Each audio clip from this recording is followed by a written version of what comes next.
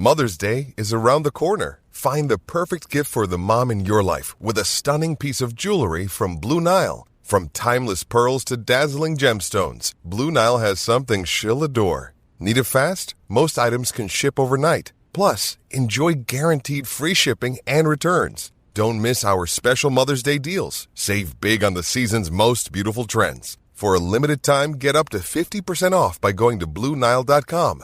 That's BlueNile.com. Hey there! Did you know Kroger always gives you savings and rewards on top of our lower-than-low prices? And when you download the Kroger app, you'll enjoy over $500 in savings every week with digital coupons. And don't forget fuel points to help you save up to $1 per gallon at the pump. Want to save even more? With a Boost membership, you'll get double fuel points and free delivery. So shop and save big at Kroger today. Kroger, fresh for everyone. Savings may vary by state. Restrictions apply. See site for details. Thanks for choosing this free Anfield Index podcast. If you'd prefer to listen to this or any of our other shows without adverts, then now's the time to check out Anfield Index Pro. With AI Pro, you can supercharge your entire listening experience. You'll not only get all of our podcasts without the ads, but you'll have them far faster with our Quick Publish feature available exclusively for subscribers. AI Pro also puts you in the heart of our sound studio, with an option to listen to many of our shows live and interact with the podcasters in real time as the shows are recording. Upgrading couldn't be easier. AI Pro is available on all popular podcast platforms, and we have our own apps for Apple and Android. Just head on over to AnfieldIndexPro.com and get started today. Hello and welcome to the Mindfield podcast from Anfield Index Pro, your sports psychology podcast where we break down all things LFC and the mind and trying to win a championship and all that kind of stuff. As always, I'm joined by my co-host, Dr. Andrew Vincent. I'm not going for anything fancy today, Andrew. You're just Dr. Vincent. How are you doing today? I'm good. Today we can talk about all things disappointment. Although there's a second leg to the Atalanta game, which has not yet happened at the time of recording. So maybe we will talk about all things disappointment just in time for a thrilling turnaround and a miracle, and everyone's morale will be very high and we can be all disappointed. Yeah. So listeners, we are recording this on the day of the second leg of the match against Atalanta. So you guys will be listening to this and will know the result. So you'll either be totally depressed or you'll be sitting there going, these two lads are talking a load of shite. And that's okay too. But, you know, it's been a tough week, Andrew, in terms of being a Liverpool fan, a Liverpool player, anyone involved in the club. And, you know, it just so happens to coincide with, you know, a difficult week in our history as well.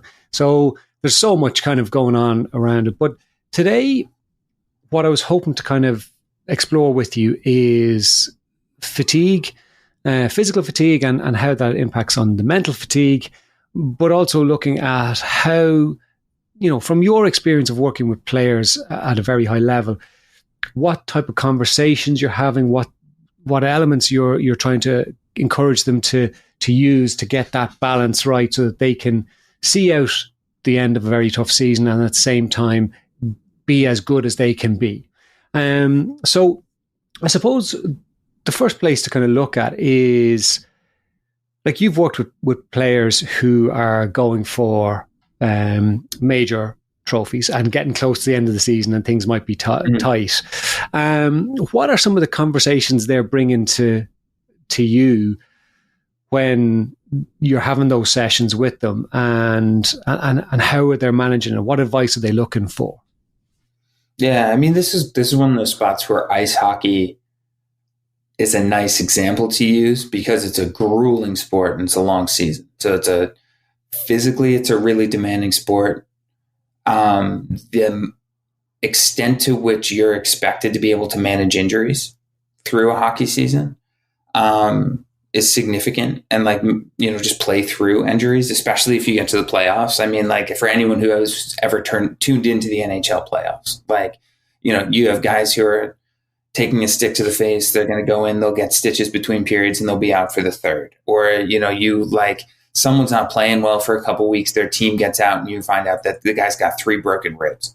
And like, those are the kinds of things that like they'll play through, and they'll play through in like the most physically demanding of circumstances. And, even watching, if you watch on the women's side, it's just as tough, like what they're playing through, what they're pushing through. So it's, the other thing with hockey is just the number of games. And so, you'll have, especially not so much in the NHL, but the league below, the AHL, they'll have 3-and-3 weekends where they're playing Friday, Saturday, Sunday, or, they'll play Friday and Saturday night, then they'll play matinee on Sunday. So it's less than 24 hours. They'll turn around and play a third game. So it's super intense, super hard on the body.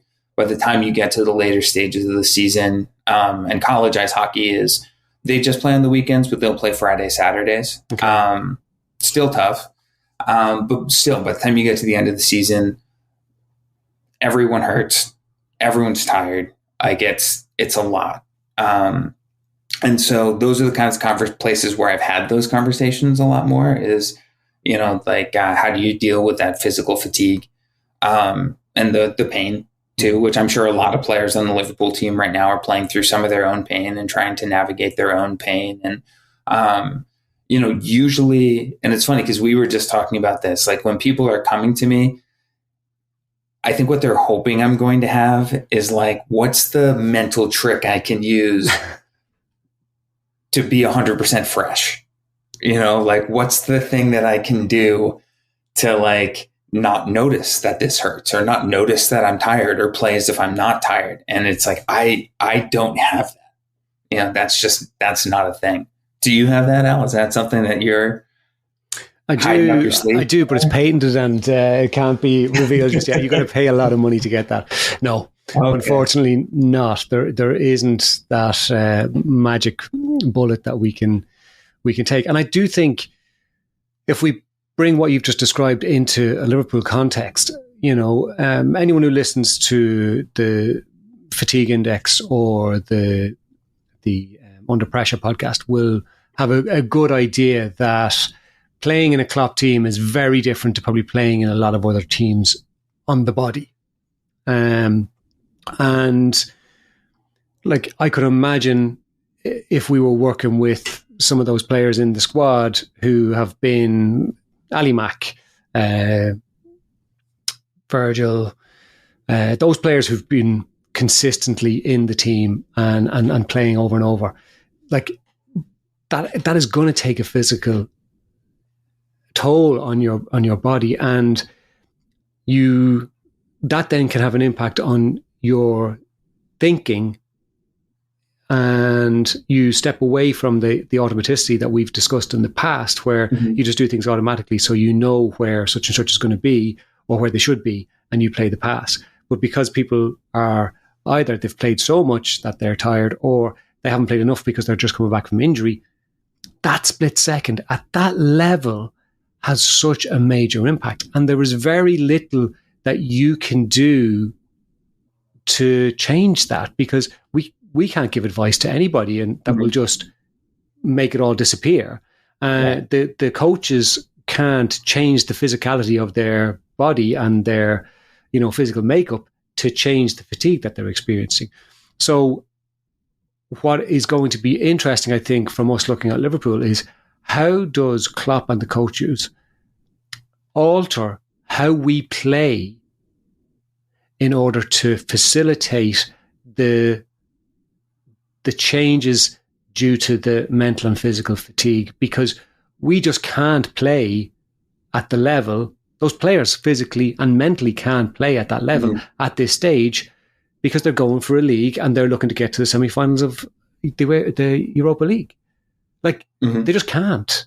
So I'm wondering, and maybe this is a question, do you think Klopp can change, or the coaches can change and not change how they played or the intensity, but alter it enough? Or is that something that should be left alone because we haven't been training for that all year? Yeah, I think I don't know enough about the physiology and the coaching dynamics of that. I mean, from a mental perspective, sometimes a little bit of a shift, just a little bit of a different look can spark something new. And so, sometimes what can happen too is like with automaticity, there can be some staleness. Like things get so automatic that then you're used to not thinking about things. And so you're used to playing in a pretty automatic way. But then if people aren't exactly where you expect, like you were saying, like the automaticity doesn't work in the same way, but there's like a period of time where you're still kind of executing that program, I guess, if we're going to put it like that. Sometimes changing something like formation or changing something like role or changing something, I don't think you want to overhaul everything because certain parts have to still be automatic, but just can give you a fresh look at something, or force you to pay attention to the game in front of you instead of trying to play out the automatic game that exists in your head. And that can be beneficial. I don't know if now is a good time for that. I don't know how likely Klopp would be to do that. I don't know how likely Leinders would be to do that. I think, he's had more and more influence on the tactics too. Like, I don't know. And then you also have to ask the question of like, let's say we change some of those things. Do we have the personnel who are currently fit enough to do whatever we want? And so like, if we're going to change something, does that really make sense? From a mental perspective, there could be some benefit to it. You lose a little bit of automaticity, but you gain a little bit of present moment focus, and like it kind of demands something new. And that maybe is a little bit of a challenge. It provides a little bit of a spark. You always run the risk of it going horribly wrong, but maybe it goes right. And that obviously would be nice. Yeah. And I think from looking at the matches that we've had recently, it seems like the decision-making has been, for the most part, a lot of the time, what we'll say in inverted commas, the wrong decision. Whereas for, like, well, I suppose, let's go back to the height of our success. It looked like every decision that was being made on the pitch, pretty much, especially with the attackers, they just knew what to do at the right time, and it just seemed to work out. Whereas now there seems to not be that same flow. So, any of the front three will take a shot when the pass is on, or they'll make a pass when the shot is on, and it's just not working. But I do wonder about stripping things back at this stage to going, like you said before, what are you good at? Yeah. Well, and that changes a little bit here. Yeah. And so there's two conversations I would be having right now.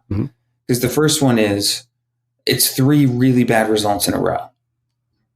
But here's the caveat, is like, we dominated United. They scored a couple goals that were, finishes that you wouldn't expect. And we gave up some chances, but we did enough to win that game, and in another day where we take advantage of our chances, maybe don't make one silly mistake. It's not like we got played off the park. Atalanta, I didn't watch that game. Everything I've heard is that we're pretty terrible, but also under pressure like that, the Monte Carlo simulation or whatever, the most likely result was 3-2. We still got beat. But that's not as bad. Like if we were going into this leg 3-2, I think we'd feel all right, actually, about our chances of coming away with it. Crystal Palace, again, could we have won that game? Absolutely. We had the chances to win that game. Did they have more chances than they finished? So it's important to be mindful of what are the margins here, right? And what's our process looking like? And is our process giving us a chance to win games?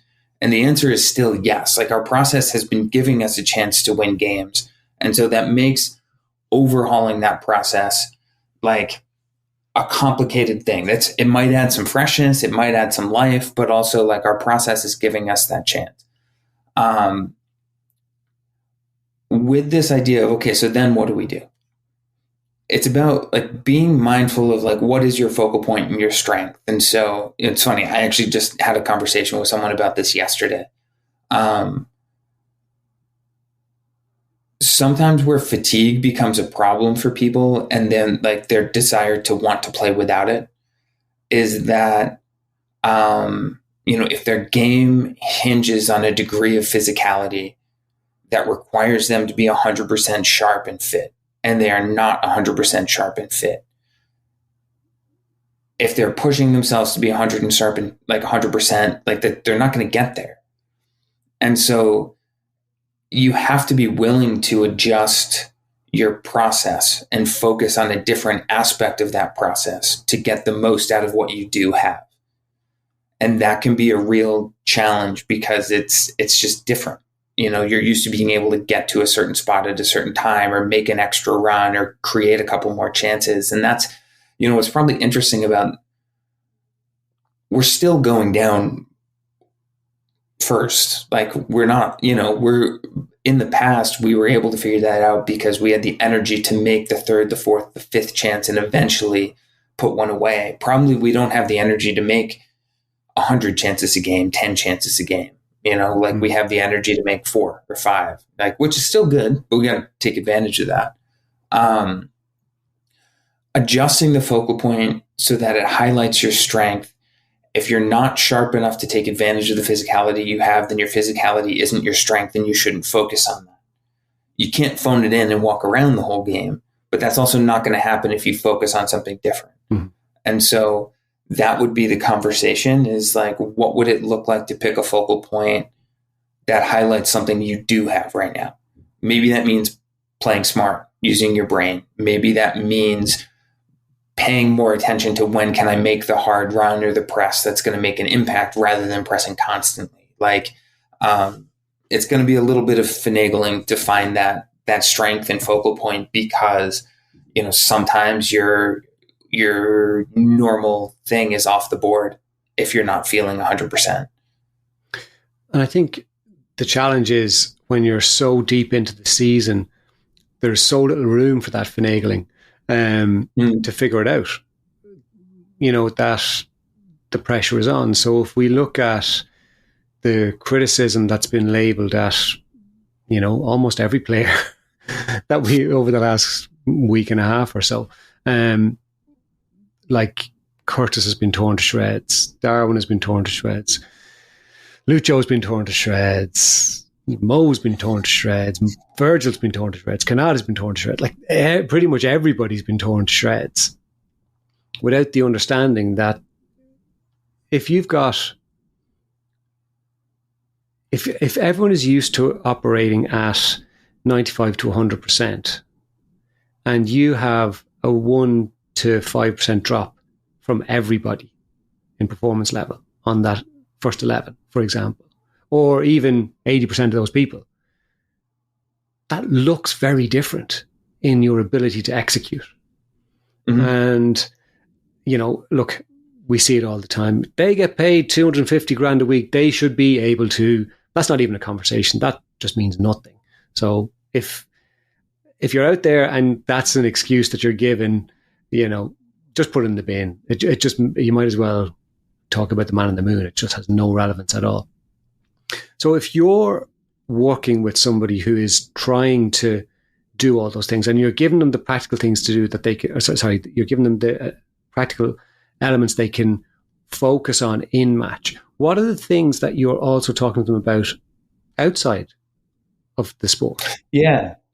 So in terms of, and we were talking about this a little bit before we got going, but if we're talking about managing fatigue, and the closest thing I can give you to a playbook for it, or, the first one is, you're not typically when you get into this point of the season, you're looking at physical and mental fatigue, but you're also probably starting to look at something that looks a little bit like burnout. There's a lot of overlap in those two things. And so balance becomes really important, and balance between your life outside of the sport and your life in the sport.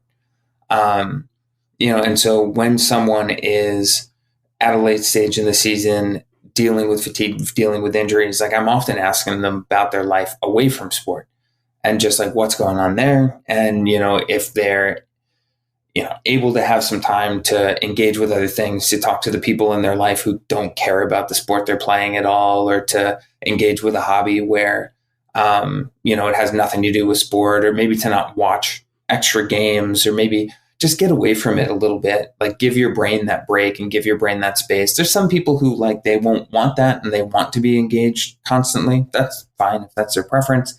But it is an important time to at least assess, do I need some extra space from it? And what would that look like for me? And what are some things that are not football related things that I can do to recharge, or that I can do to just be a person? And that can go a long way, just in terms of like improving a little bit of freshness. You got to get through the rest of the season one way or another. So it's, having that balance matters. Another thing is about being mindful of how you assess the fatigue. And so one of the things that often happens with athletes is, like, if their legs aren't feeling good or they're physically not feeling at their best, they can get a little worried about, like, oh God, what does this mean for the game? What am I going to do? How am I going to respond? Everyone else is going to be fully fresh. Like, I got to get rid of this. And that's actually, that kind of request to, what's the thing I can do to not feel fatigued at all? The heart of that question is, in order for me to impact the game, or in order for me to be at my best, I need to feel at my best. And I think usually the change in frame that I make with people there, especially in ice hockey, like what I say is, you're not any more fatigued than anyone else right now.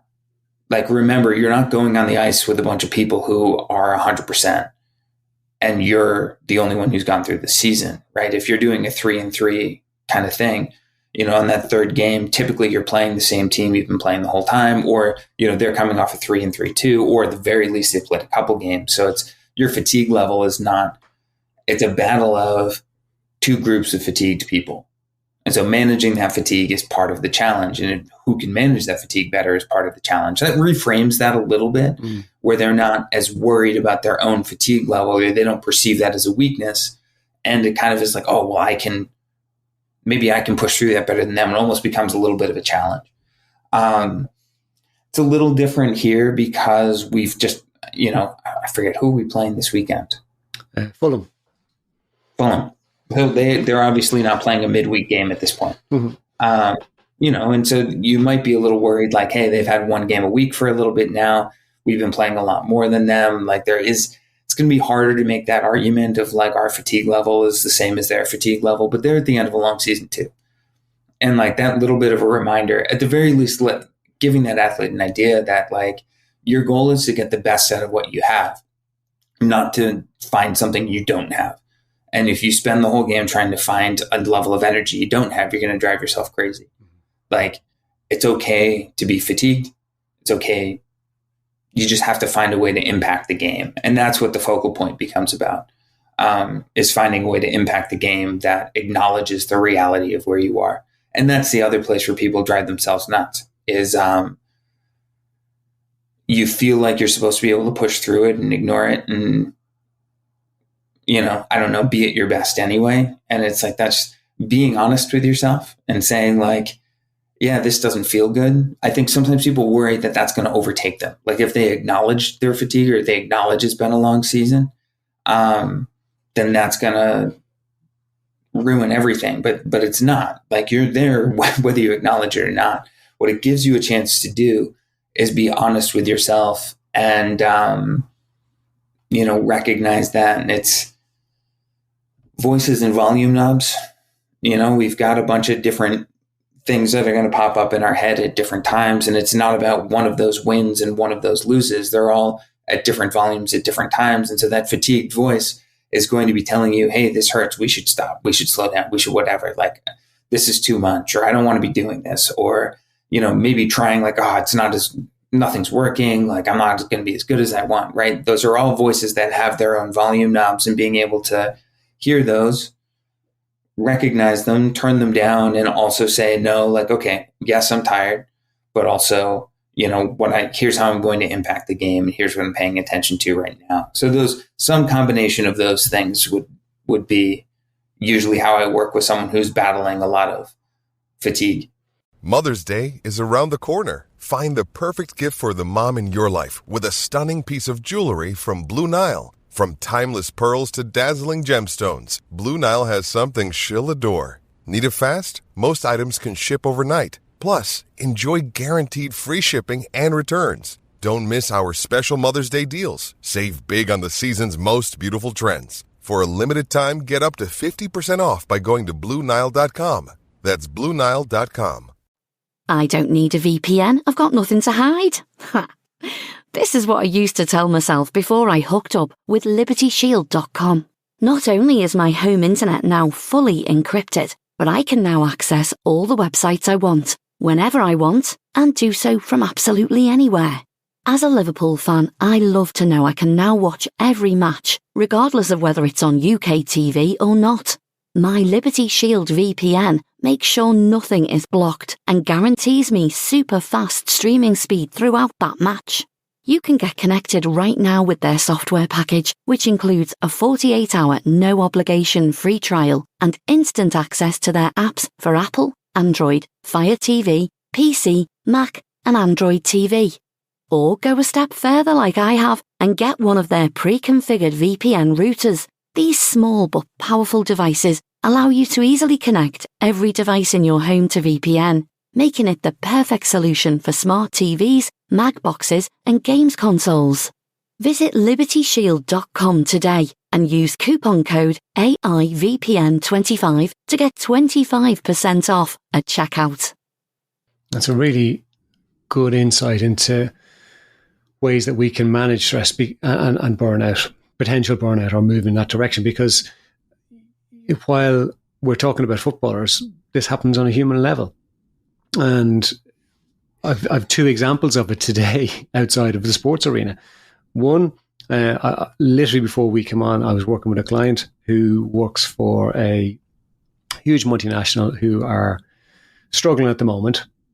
And he was talking about being on a meeting with his boss's boss, and he was really the guy was just pointing his finger and going, you guys, you can, I don't know if you can do this, and all this kind of shit and whatever. And my client kind of stepped away, and we've been working together for a while, so he's quite level in how he processes things. And he kind of went, okay, this is how he was speaking kind of wasn't very supportive and conducive.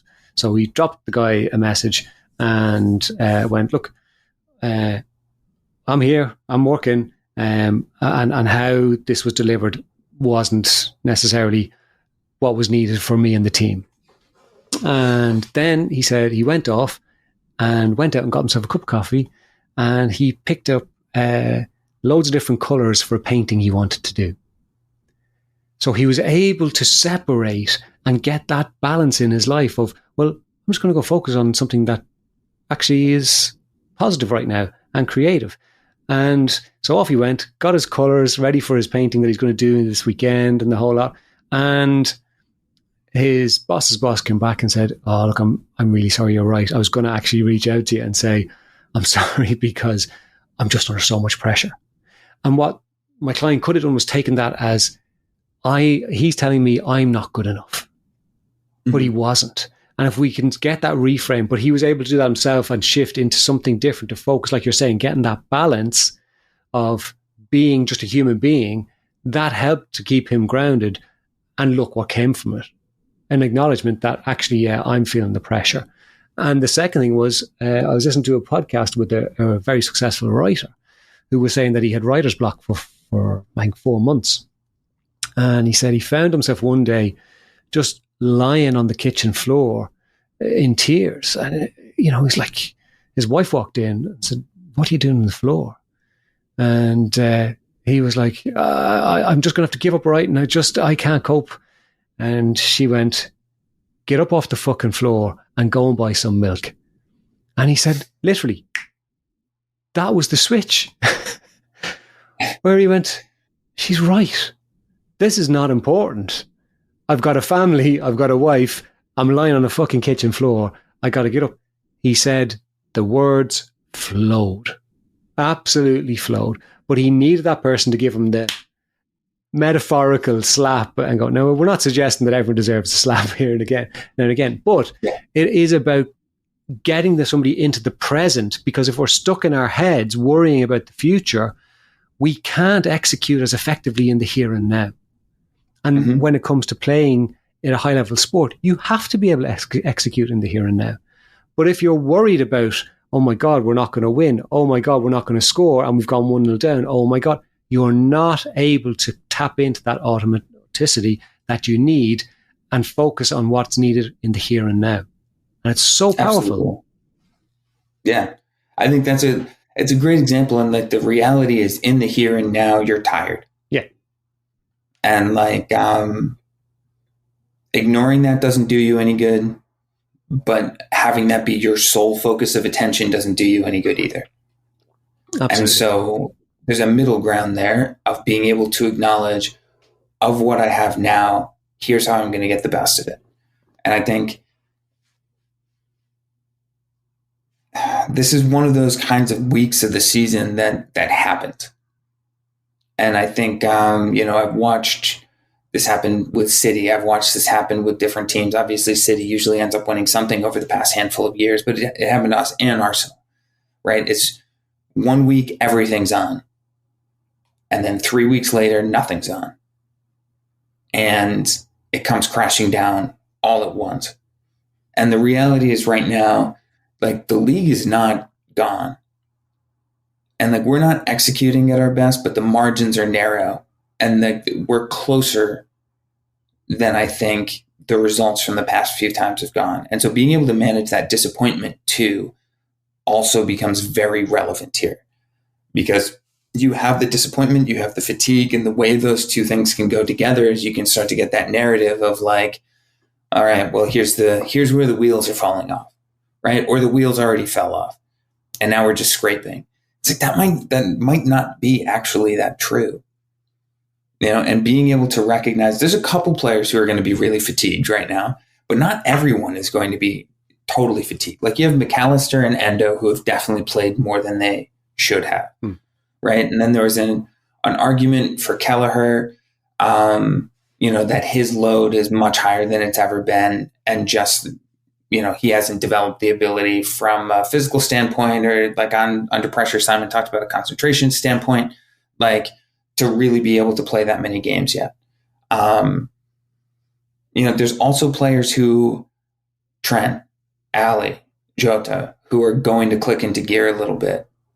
Because they haven't played in a while. So they're going to shake off some rust. There's some other players who are coming back from injury who are still shaking off some rust. Like there's going to be,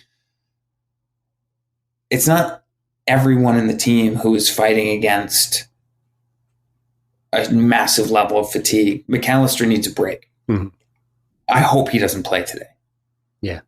Like if we find a way to win, by all means, find a way to win 4-0 and continue the Europa League. But like find a way to do it without McAllister. But like clearly there's a couple players who they just can't play. But yeah, like I think it's important to remember the margins are narrow. So get the fuck off the floor, Liverpool. And go to the shop and buy some milk. Go finish your chances. And that's a tough thing to do when you're tired. And that's one of the things that with cognitive fatigue or just rustiness, like, Jones doesn't have rhythm yet and maybe isn't always the best finisher anyway. So it's like, it's a couple of those big chances that just didn't go our way. And, it's just how it goes sometimes. It's so important to not panic about that. And Jones, like in particular, has always been a rhythm player.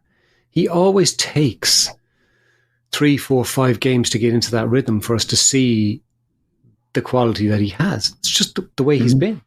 So expecting him to hit the ground running, or the other side is expecting him to be kept out of the team till he gets the rhythm, is totally counterintuitive. So although it might look like crazy for Klopp to keep putting him back in the team, he needs to be in the team to get to that rhythm. So that's really, really important. And I think if I was working with the team or working with Klopp or whatever, I would absolutely be saying, let's lean into the fact that we are creating chances. The fact that we have done this all season. If this week happened back in November we would not be saying we are out of the league. We are done. That's it. We just wouldn't. So if we look at it and go, we absolutely will click back into gear. And we have these players coming back in who are not fatigued. And yes, they might need a bit of time to get back into some sort of rhythm, but that doesn't mean it's not an and or an or. There can be flexibility and flow that maybe Jota comes in and scores 4 goals tonight. Maybe he scores 2 at the weekend and all of a sudden Núñez scores 2 at the weekend. Like, it doesn't mean that there's going to be one or the other thing happening. They're so high quality and elite that they still have tons of ability to overcome the challenges that are in front of them. Mm-hmm. Yeah, I would be on a very similar page, and I kind of think that's where Klopp will be. He's been around the game for so long and been through so many ups and downs that he's been through so many ups and downs that now he's at a point where like not a lot phases him. His ability to be positive and to say, hey, here's the parts that are going well. Obviously, he's noted like the couple of things like the Atalanta game not being very good. Like, he's taken notes of the part that haven't been good. But he's also going to pay attention to the positives that are there.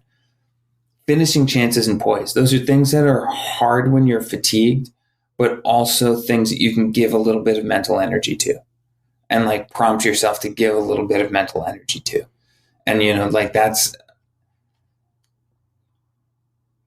if I was working with one of the players right now who was like, hey, I'm missing all these chances left and right, probably what I would encourage them to do is just take the whole week of practice and the like leading up to the games and just like really, pick one element of your shooting process that you really want to pay attention to, right? Whether that's how you're striking the ball, whether that's looking up and actually seeing the space in the net, whether that's, whatever it is, just getting to the spaces and then calming yourself down.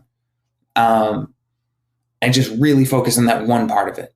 Focus on it in practice. Take reps where that's literally you're just practicing. Maybe don't even take the shot. Just practice getting the ball and looking up. And getting the ball and looking up. And like, I don't know the technique for soccer or like how you're supposed to be finishing. Finishing is never something in any sport I've ever played had any sort of talent for. So like, I can't give any insight into that really. But like with the hockey players I work with, often it's a matter of going from fast to slow in the right moments and being able to take the extra time. And often like you see people who will rush their shot when, they're struggling a little bit or haven't scored in a while. And it's like the excitement kind of gets to them. And usually what I'll say then sometimes is like practice failing on the other side of the line. Rather than going too quickly, go too slow. Like make sure there's 3 times next practice where you go to shoot and someone takes the ball from you because you take too long, just to see how much time you have. Because if no one's taking the ball from you, then you have more time. And so that kind of gives them a chance too, just to like, so obviously not what they want from themselves in a game. I'm not going to say, okay, next time in a game, go do that, but like do it a couple times in practice. What you're going to notice is you sort of have more time to wait. And then that like kind of prompts like, oh, I have a little bit more time here. It's what you're looking for. Intentionally sustained concentration is incredibly difficult. And so as a reference point for this, anyone who has the experience of paying attention to something that they're not interested in or don't want to pay attention to, or when they're like kind of distracted, will know how hard it is to stay dialed in. Maybe at the end of a work week or at the end of a work day when there's something you need to do, but you'd much rather be doing something else. Or, there's a conversation where the person who's talking to you is saying something boring, or you're listening to a lecture, or you're listening, like, I don't know, like there's a book on tape where whatever, like paying attention to something that is not engaging requires a lot of effort. It's possible, but it requires a lot of mental effort. That is not the kind of attention that soccer players should be expecting, or most athletes should be expecting from themselves during their sport.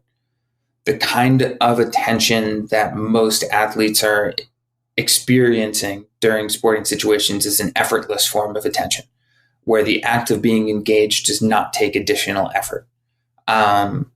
It's connected to that flow state. It's connected to automaticity. But a lot of us can have this experience of that too, whether or not it's flow.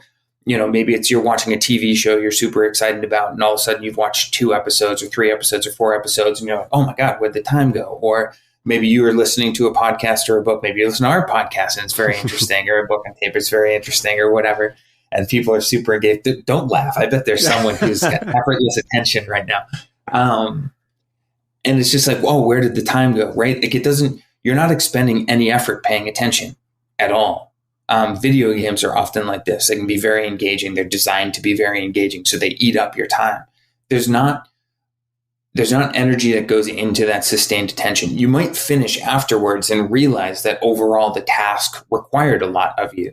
But as you're going through the task, it's not like that difficult task where you're like, oh, shoot, what was that person saying? I got to re-engage. Oh, shoot, what was that person saying? I got to re-engage, right? That's not typically what's happening to athletes during sport, because sport tends to be engaging enough that it draws your attention in that effortless way. So when you hit these levels of fatigue or things get disrupted, then it can be a little harder for things to feel that effortless, or for the attention to be that effortless. And that's part of what, like when I'm helping someone look for a focal point, it's not just about focusing on their strengths, or it's not just about, being able to find certain moments. It's not just what you're paying attention to. You're also looking for the thing that makes the rest of everything effortless. You're looking for the challenge that's engaging. And so if you're setting a focal point for yourself that's outside of your reach, and this is consistent with the flow research. And so it's like with flow, you've got when challenge is too high and skill is too low, you're going to be in that zone of anxiety. When challenge is too low and perceived skill is too high, you're going to be in this sort of bored zone. Typically, we're not worried about a lot of athletes getting bored, although it certainly can happen. I've worked with athletes where that becomes a little bit of a problem. Like if they get ahead, the game gets a little boring. Being mindful of what's the challenge you're setting for yourself. So if you're used to being like a physical monster and the challenge you're setting for yourself is to be that physical monster, but you're too tired to be that physical monster, you're going to be bumping into that all game because you're pushing yourself to do something you can't do. That's going to disrupt the effortlessness of the attention. You're going to get loops of frustration, loops of what am I doing, and you're going to have to re-engage after that. If you can set the right focal point, what you'll notice is that the rest of the game becomes automatic too, because you're focused on the right part of that challenge. And so, for the person who I worked with yesterday, the cues we came up with for this upcoming weekend is in control everywhere. And the piece with that is like, typically in a less fatigued state, he could play a different game and probably would want to play a different game.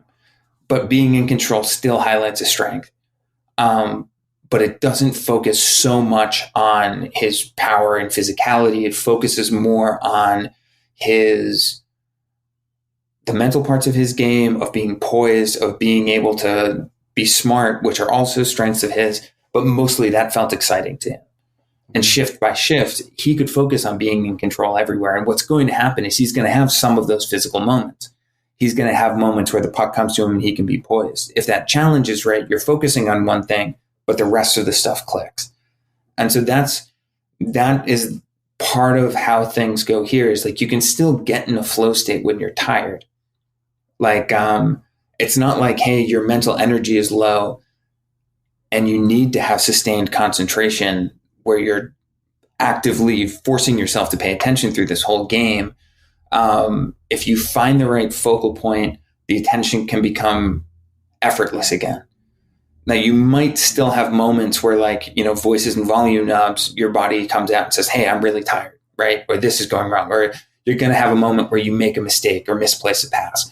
And that's part of it. And so you might have to reset in those moments to the correct focal point or to whatever that challenge is you set for yourself. But there's still ways to find, whether or not it's a full automaticity, it is at least an effortless version attention that comes with a challenge that is appropriately engaging and challenging. And that's part of what we're looking for.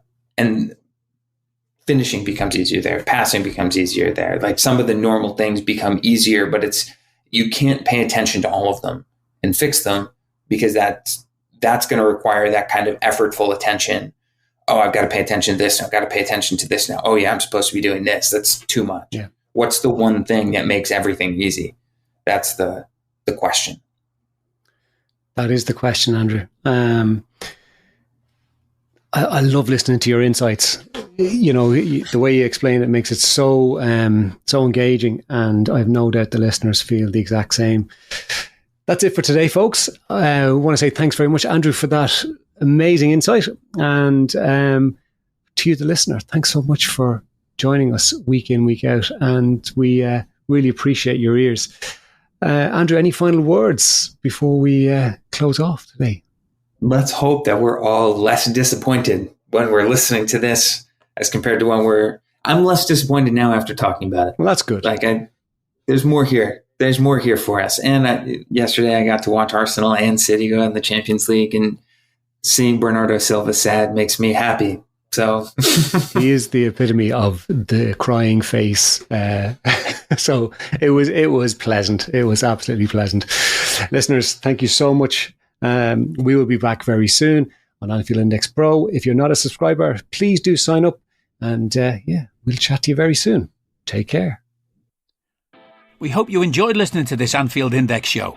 Please be sure to subscribe to our channel so future podcasts find their way to your device automatically. There's nothing quite like fan engagement, and we'd love to know what you think of anything discussed on this show. The best way to get in touch is over on our free Discord community, where both podcasters and listeners debate the hottest LFC topics 24/7. Sign up free now at AnfieldIndex.com/Discord. You won't regret it. You can also follow us on Twitter at Anfield Index, and find us on Facebook by searching for Anfield Index. Oh, and before you go, we'd love it if you could leave us a 5-star review on your favourite podcast app. It only takes a couple of seconds, and it means the world to the people who create these free shows. Sports Social Podcast Network. Join Capital Group CEO Mike Gitlin for a new monthly edition of the Capital Ideas Podcast. It's your look inside one of the world's largest asset managers. Subscribe wherever you get your podcasts. Invest 30 minutes today. American Funds Distributors, Inc.